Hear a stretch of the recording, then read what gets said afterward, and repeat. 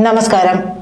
തൃശൂർ ലോക്സഭാ തിരഞ്ഞെടുപ്പിൽ സുരേഷ് ഗോപി 50,000 വോട്ടുകൾക്ക് വിജയിക്കുമെന്നും അതുകൊണ്ട് നേതൃമാറ്റം നടത്തരുതെന്നും കെ സുരേന്ദ്രൻ ദേശീയ നേതൃത്വത്തോട് ഇപ്പോൾ ആവശ്യപ്പെട്ടിരിക്കുകയാണ്.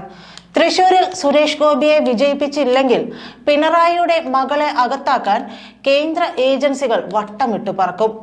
കേരളത്തിൽ ലോക്സഭാ തിരഞ്ഞെടുപ്പ് ചൂടുപിടിക്കുകയാണ്. സ്വർണ്ണക്കടത്താണോ, കരിമണൽ മാസപ്പടിയാണോ, കുഴൽപ്പണക്കൊള്ളയാണോ, സോളാർ തട്ടിപ്പാണോ ഈ തവണ വിഷയമാവുക? എന്തൊക്കെ വിഷയങ്ങൾ വന്നാലും കേരളത്തിലെ സാധാരണ ജനങ്ങളെ ബാധിക്കുന്ന വിലക്കയറ്റത്തിനും വൈദ്യുതി ചാർജ് വർധനയും വെള്ളക്കരം കൂട്ടിയതും ഭൂനികുതി കൂടിയതും കിണർ നികുതി വരുന്നതും പാവപ്പെട്ടവർക്കുള്ള ക്ഷേമ പെൻഷനും ചർച്ചയാവില്ല. കേരള സർക്കാർ നടപ്പാക്കുന്ന പുതിയ പദ്ധതികളുടെ കമ്മീഷൻ കിട്ടാത്തതിലുള്ള വിഷമമായിരിക്കും പ്രതിപക്ഷ കക്ഷികൾ ചർച്ചയാക്കുക. അവർക്ക് വേണ്ടത് സിൽവർ ലൈനും മുല്ലപ്പെരിയാറിൽ പുതിയ അണക്കെട്ടും അതിരപ്പള്ളിയിൽ SNC ലാവലിന്റെ ഉപകമ്പനി വൈദ്യുതി ഉൽപ്പാദിപ്പിക്കുന്നതും KSRTC ഡീസൽ വണ്ടി മാറ്റി ഇലക്ട്രിക് വണ്ടി വാങ്ങണോ എന്നൊക്കെയുള്ള ചർച്ചകളാണ്.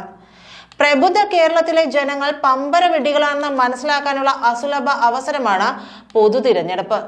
NDA വേണോ, LDF വേണോ, UDF വേണോ എന്ന് ജനങ്ങൾ തീരുമാനിക്കുമോ?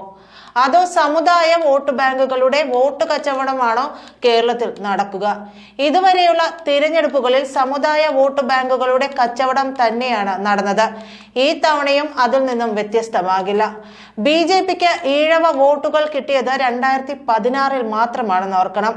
ഈഴവരോ നായരോ അല്ല, വിശ്വകർമ്മജരും ദളിതരുമായിരുന്നു BJPയുടെ യഥാർത്ഥ വോട്ട് ബാങ്ക്. വിശ്വകർമ്മജരെയും ദളിതരെയും പരിഗണിക്കാൻ കേരള BJP നേതൃത്വത്തിന് ഇതുവരെ കഴിഞ്ഞിട്ടുമില്ല. ആർക്കും വേണ്ടാത്ത നെഹ്റു യുവകേന്ദ്രയുടെ ചുമതലയിൽ പോലും വിശ്വകർമ്മജരെയോ ദളിതരെയോ ഉൾപ്പെടുത്താൻ ഒരു BJP നേതാവ് പോലും ഇതുവരെ ആവശ്യപ്പെട്ടിട്ടുമില്ല, തയ്യാറായിട്ടുമില്ല. ഒരിക്കലും BJPക്ക് വോട്ട് നൽകാത്ത 10% നായരെയും 25% ഈഴവരെയും തൃശൂരിൽ പുകഴ്ത്തി പറയുന്നവരിൽ 23% വരുന്ന BJPയുടെ അടിസ്ഥാന വോട്ട് ബാങ്കിനെ കുറിച്ച് പറയാൻ മേലാളനുമില്ല, കീഴാളനുമില്ലാത്ത അവസ്ഥ. കഴിഞ്ഞ തിരഞ്ഞെടുപ്പുകളിൽ ന്യൂനപക്ഷ ക്രിസ്ത്യൻ വിഭാഗം BJPക്ക് നൽകിയ വോട്ടുകൾ ഹൈന്ദവ വോട്ടുകൾ എന്ന് വ്യാഖ്യാനിച്ചവർക്ക് ഈ ക്രിസ്ത്യൻ വോട്ടുകൾ BJPക്ക് നൽകാതിരുന്നപ്പോൾ ഈഴവ വോട്ടുകളാണ് നഷ്ടപ്പെട്ടതെന്ന് പറഞ്ഞ് മന്ത്രി കസേരയിൽ അള്ളിപ്പിടിച്ചിരുന്ന വാഴ മന്ത്രിയുടെ വിദ്യ മനസ്സിലാക്കാൻ ദേശീയ നേതൃത്വത്തിന് കഴിഞ്ഞിട്ടില്ല. ഇന്നും ഇവർ സൃഷ്ടിക്കുന്ന പുകമറകൾ മനസ്സിലാക്കാൻ കഴിയുന്നവർ ദേശീയ നേതൃത്വത്തിൽ ഇല്ല എന്നുള്ളത് കൊണ്ടല്ലേ എന്തുകൊണ്ട് ഈഴവ വോട്ടുകൾ നഷ്ടപ്പെട്ടു എന്ന് ചോദിക്കാൻ കഴിയാതെ പോയത്? BJPക്ക് ലഭിക്കുന്ന ഹിന്ദു വോട്ടുകൾ എങ്ങനെയാണ് നഷ്ടപ്പെടുന്നത്? അത് ഉറച്ച വോട്ടല്ലേ? ഇതിനാണ് പച്ച മലയാളത്തിൽ വോട്ട് കച്ചവടം എന്ന് പറയുന്നത്. ഇപ്പോൾ തൃശൂരിലെ 26% വരുന്ന ക്രിസ്ത്യൻ വോട്ടുകളിൽ സുരേഷ് ഗോപിക്ക് കിട്ടുന്നത് ഇല്ലാതാക്കാനാണ് തൃശൂരിലെ BJP നേതാക്കൾ ശ്രമിക്കുന്നത്. അതിനല്ലേ പുത്തംപള്ളി വിവാദം പോലും വീണ്ടും കുത്തിപ്പൊക്കിയതും.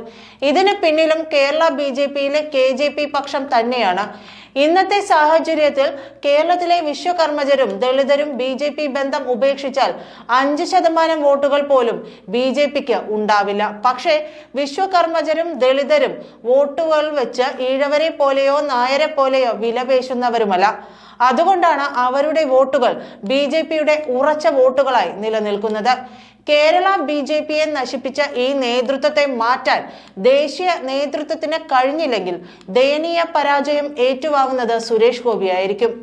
കേരളത്തിലെ പ്രതികരണശേഷി നഷ്ടപ്പെട്ട സാധാരണക്കാരായ ജനങ്ങളുടെ നിശബ്ദ പ്രതിഷേധം അറിയുക ബാലറ്റിലൂടെയാണ്. ആദരണീയനായ പ്രധാനമന്ത്രി നരേന്ദ്രമോദിയെയും കേന്ദ്ര സർക്കാരിന്റെ ജനക്ഷേമ പദ്ധതികളെയും പിന്തുണയ്ക്കുന്ന കേരളത്തിലെ ജനങ്ങളുടെ വിശ്വാസ്യത നഷ്ടപ്പെട്ട കേരള BJP നേതൃത്വത്തെ ഇനിയും പിന്തുണയ്ക്കുന്ന ദേശീയ BJP നേതൃത്വം കേരളത്തിലെ ജനങ്ങളുടെ ക്ഷമയെയാണ് പരീക്ഷിക്കുന്നത്. കേരളം BJPക്ക് ബാലികേറാമലയാകുന്നതും ഇങ്ങനെയാണ്.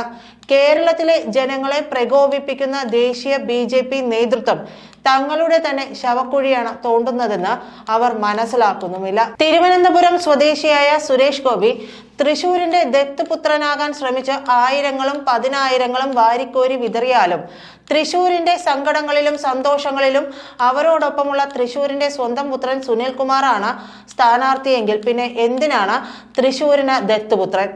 തൃശൂരിൽ സുരേഷ് ഗോപിയെ തോൽപ്പിക്കേണ്ടത് കേന്ദ്ര വാഴ മന്ത്രിയുടെയും KJP നേതൃത്വത്തിന്റെയും മാത്രം ആവശ്യമാണ്. താനല്ലാതെ മറ്റൊരു BJP സ്ഥാനാർത്ഥി പോലും കേരളത്തിൽ നിന്നും വിജയിക്കരുതെന്നും താൻ മാത്രമേ കേന്ദ്രമന്ത്രിയാകാവൂ എന്നും ശാഠ്യം പിടിക്കുന്ന മന്ത്രിക്ക് തന്നെ കേരള മുഖ്യമന്ത്രിയുമാകണം. ഇതാണ് കേരള BJPയെ വഴിതെറ്റിക്കുന്നതും തകർക്കുന്നതെന്നും വടക്കേ ഇന്ത്യൻ രാഷ്ട്രീയമല്ല കേരള രാഷ്ട്രീയമെന്നും മനസ്സിലാക്കാനും കഴിവുള്ള ദേശീയ നേതൃത്വം BJPക്ക് ഇല്ലാതെ പോയത്. നന്ദി.